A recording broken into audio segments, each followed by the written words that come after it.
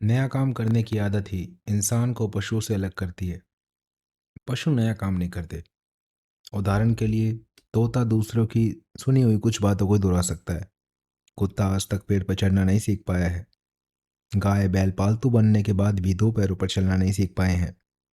निष्कर्ष यही है कि पशुओं में कोई भी नया काम करने या सीखने की इच्छा नहीं होती, जब तक कि इंसान उन्हें सिखाना दे।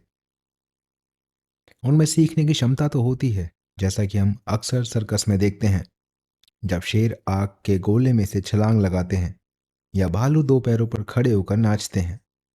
बहरहाल, ये काम पशु तभी कर पाते हैं जब इंसान उन्हें सिखाता है और प्रशिक्षित करता है। उनके मन में स्वयं कोई नया काम करना या प्रगति करने का विचार नहीं जागता है। ऐसा इसलिए है क्योंकि पशुओं को ईश्वर ने बुद्धि का वरदान नहीं दिया है।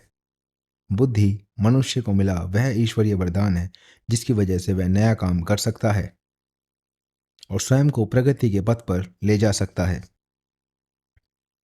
मनुष्य ने आज तक जितनी भी प्रगति की है, वह सब नया काम करने की आदत का ही परिणाम है।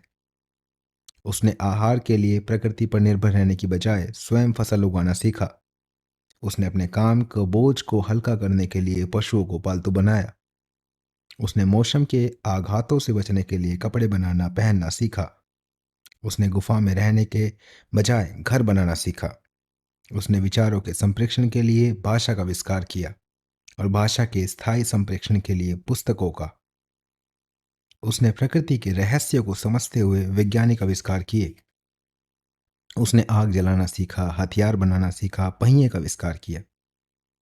नया काम करने की आदत की बदौलत ही मनुष्य ने औद्योगिक क्रांति और संचार क्रांति करके मानव जाति को सुख समृद्धि के अभूतपूर्व सोपन पर लाकर खड़ा कर दिया है। नया काम करने की आदत ही इंसान की समूची प्रगति की नींव है। यदि मनुष्य में ये आदत नहीं होती, तो हम आज भी गुफाओं में रह रहे होते और पुरुष शिकार पर जाते और महिलाएं गुफा में बैठकर आग की रखवाली कर रही होती। हमारे आसपास की हर वस्तु, चाहे वह सेफ्टी पिन हो या टेलीफोन, इस दुनिया में सिर्फ इसलिए आई क्योंकि किसी व्यक्ति ने उसके बारे में सोचा और अपने विचार को साकार करने के लिए मेहनत की। नया काम करने की आदत वह मूलभूत आदत है जो प्रगतिशील समाज के केंद्र में होती है। यही वह आदत है जिसकी वजह से इंसान घिसे पिटे पारंपरिक तरीके पर चलने की बजाय अपना अलग रास्ता बनाता है। यही वह आदत है जिसकी वजह से इंसान अपना वजूद खोजता है और लोकप्रियता पाता है। यही वह आदत है जिसकी वजह से इंसान समाज को सुखी और खुद को अमीर बनाता है।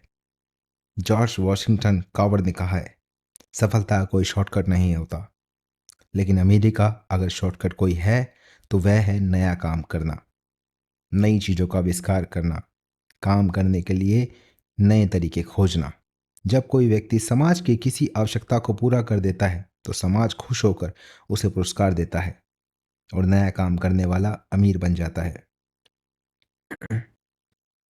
गौर करने वाली बात यह है कि अमीरी का मानदंड हमेशा बदलता रहता है। पहले पशुधन को अमीरी का पैमाना माना जाता था, फिर भूमि को, फिर स्वर्ण या हीरो को। औद्योगिक क्रांति के बाद पारंपरिक मानदंड बदल चुके हैं। संचार क्रांति के बाद अमीरी सिर्फ एक नए विचार तक सिमट कर रह गई है। आज सिर्फ एक क्रांतिकारी नए विचार से ही आप अमीर बन सकते हैं। व्यवसाय की दुनिया अब असेंबली लाइन के युग से बाहर आ चुकी है और विचारों के युग में कदम रख चुकी है। इसलिए विचार पहले से कहीं ज़्यादा मूल्यवान हो गए हैं। जैसा कि नेपोलियन हिल ने कहा है, विचार ही समस्त दौलत का शुरुआती बिंदु है। इसके बारे में आज आप अगले पॉडकास्ट में जानेंगे। जब तक के लिए जय हिंद, वंदे मातरम, जय भारत, भारत माता की जय।